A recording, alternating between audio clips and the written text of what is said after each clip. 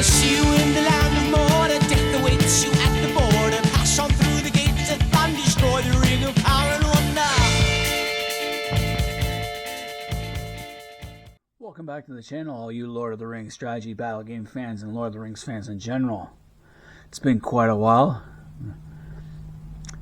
but today we're going to be looking at the Hill Tribesmen from the War of the Rohirrim movie. Warhammer came out with a box set last Christmas based on the movie The War of the Rohirrim, which is an animated series. I have it, but I have yet to watch it. Still in a shrink wrap, have not opened it. Haven't got around to watching it. Not sure if I really do, because I'm not really into woke stories. They took an obscure chick from the appendices and made her into this something she wasn't. Would have been better if they'd done one on Freylef, who was Helm's sister's son, rather than on this chick they call Hera. So I'm not too sure how I'm gonna react to that movie. From what I've seen, it's pretty dumb already.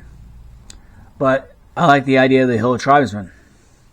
So I got this last Christmas. It took me over 9 months to paint it up. Put it together and paint it up. There's been a lot of stops and starts. And so far I'm pleased with how they came out. Now you get 24 figures, 12 different poses.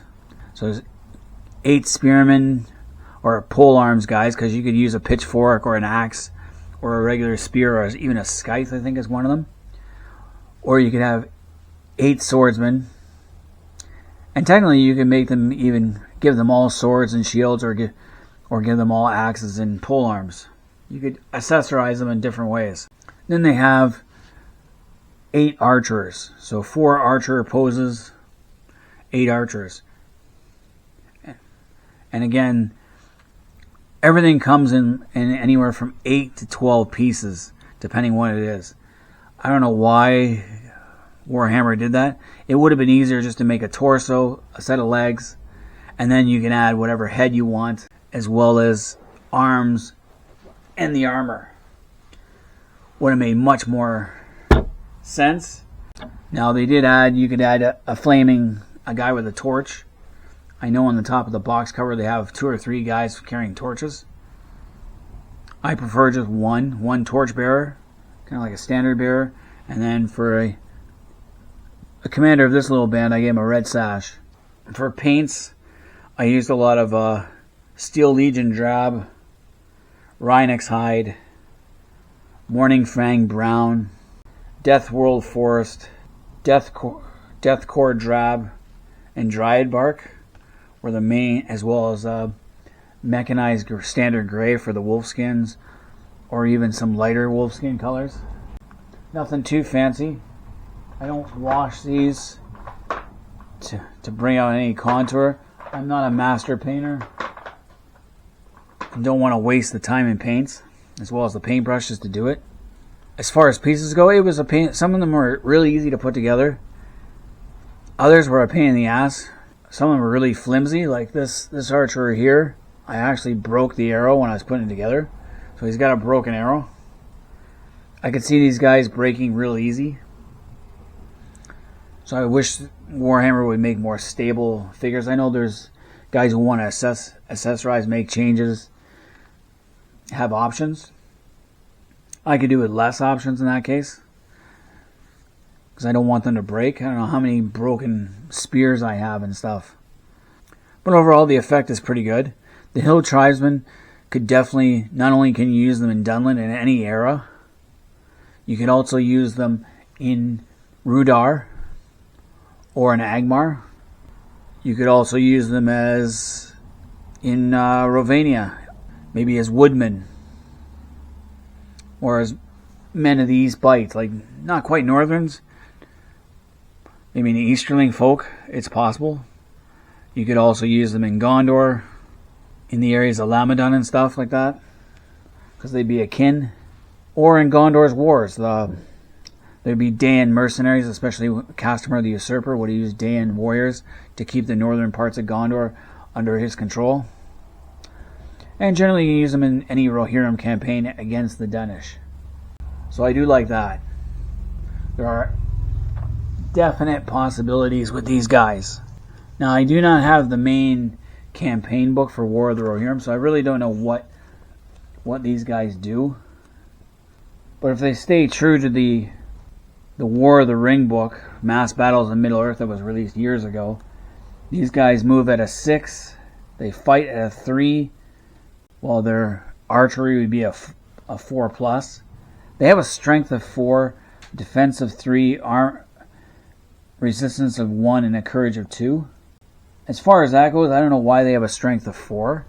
I think why Warhammer gives them such strong strength, they're just common men. They should be a strength of 3. Like the Rohirrim are only a strength of 3. So I really don't understand that thinking. Like even the men of Gondor are only a strength of 3. And they're pure-blooded Dunedain, unless they're Citadel Guards or Knights. The Warriors of Arnor are only a strength of 3. Like, seriously, the Dunedain would mop the floor with these guys. One-on-one. So I really didn't understand why they made these guys super strong. Even the Rohirrim are not that strong. Royal Knights only have a strength of 3 for the Rohirrim. So making the Dunlanders stronger than the Rohirrim was kind of a misleading, considering in history. The Dunlandings only really get their one shot at glory when Helm kills Freka, declares war basically on Wolf and all of their supporters. And then at the same time you get an Easterling invasion, plus the Corsairs of Umbar land troops to help Wolf try and take the throne at Medlerfeld. And the Rohirrim are badly beaten. Helm is trapped in Helm's Deep. His sons perish. He perishes in the end in the long winter. And then finally his sister son, Frialeth, he comes down out of the mountains at Dunharrow, surprises Wolf at Methoseld in Edoras, and reclaims the throne. Gondor sends aid, helps clear out any remaining pockets, and that's basically the Dunlandings' finest moment, up until the War of the Ring, when Saruman brings the Dunlanding army with him, with his orcs to try and defeat Rohan. Those are the two biggest moments for the Dunlanding, so I don't think their strength is really that great, considering they do have numbers on their side as well. They're just not much for horses, so their mobility sucks. Now this does go well with the other Dunlandings. So I have the Dunlandings from the first, when it was just Games Workshop, and I have Thryden, Wolfsbane, and it's more like Huskarls. So you could use the Hillman Tribesmen as your regular infantry.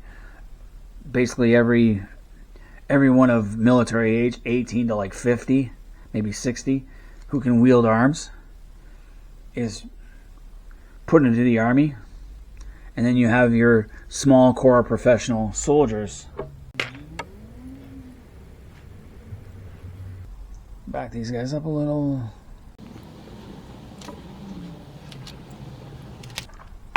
They're also the same as the Wildmen of Dunland. Same type of idea. The Dunlandings never unified as a whole. Only I think under Wolf was there any, and even then it was probably only a few Dunlanding tribes or clans that joined, not the whole of Dunland. That was their biggest problem. They were never unified. So you could add the Dunland army from the original Warhammer Games Workshop and create a truly big army. You could also add the Forge World Cavalry units, making a very sizable Dunlanding force. Now eventually I would like to get Wolf. I'm not sure if I'm going to pay the $250 to buy the War of the Rohirrim box set.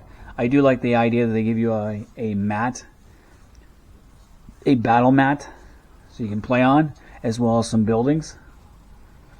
And you get more Rohirrim. But I already have a huge Rohirrim army as it is. And then getting more of the Hillmen.